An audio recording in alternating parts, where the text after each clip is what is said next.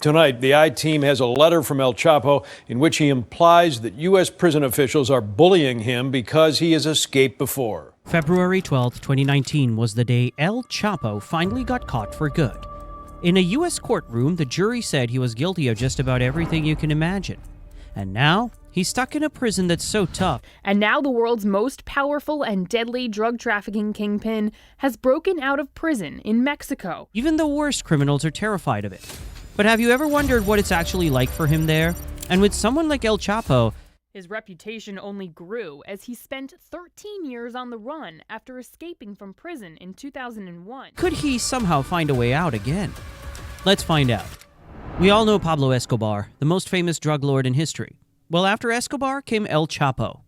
Unlike Escobar, who loved attention and the spotlight, El Chapo worked in the shadows, making sure most people didn't even know what he looked like. He helped start the powerful Guadalajara cartel in Mexico, which pulled in about $3 billion a year.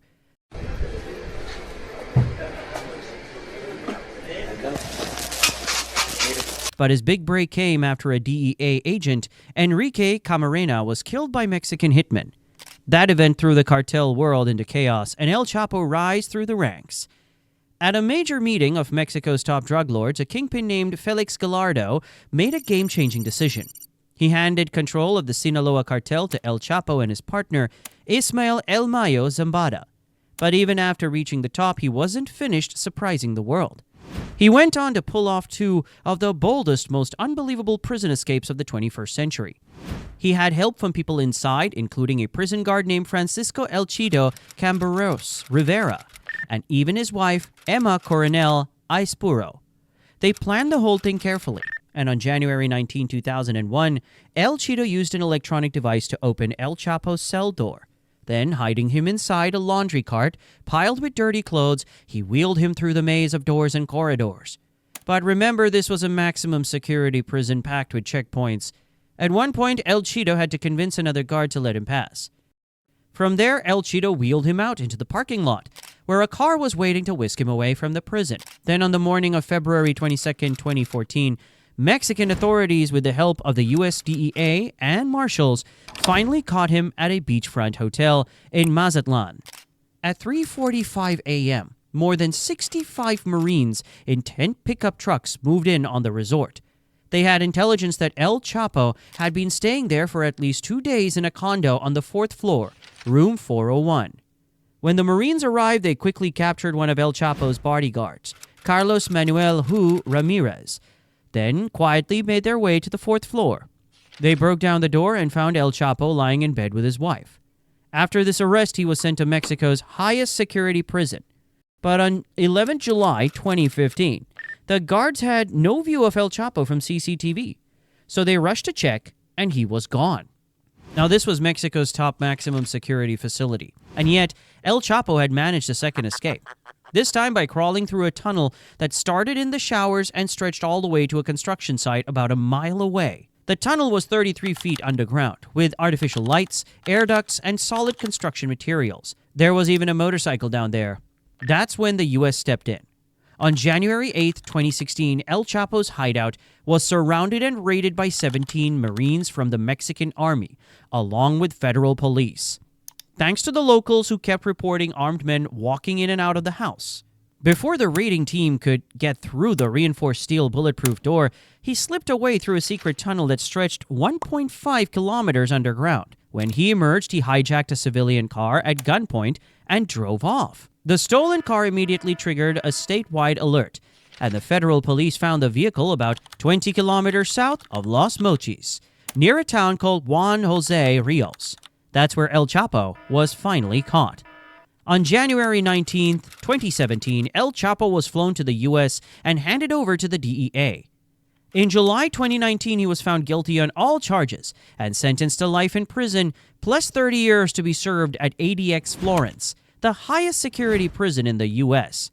Located on a 37-acre complex in Florence, Colorado, ADX is part of a federal correctional complex with 3 facilities, each with different security levels. Most of ADX is above ground and built to hold a maximum of 460 inmates. Everyone here is considered too dangerous for regular prisons. Just like El Chapo, most are confined to a single-person cell for 23 hours every day. When they do get out, it's only for 1 hour at the discretion of the guards. And during that hour, inmates are shackled, handcuffed, or both.